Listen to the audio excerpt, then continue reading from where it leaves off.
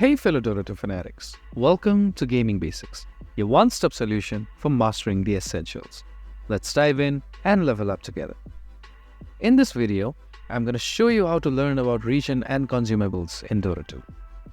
To do so, you first need to open your Dota 2 via the Steam client and then go to Learn tab right here. Here you'll see different scenarios for beginners. Search for regen consumables, which is right over here.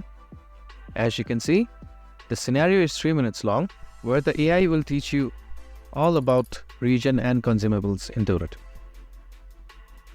All you need to do to start the scenario is click on the regen consumables once, and then there will be a start button on your right. Click on it, and the scenario is going to start. If you found this video helpful, please give us a thumbs up.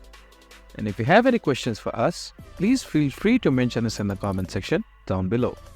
Also, don't forget to hit that subscribe button and ring the notification bell so you never miss out on our latest guides and tutorials. This has been your host Ace. Happy gaming!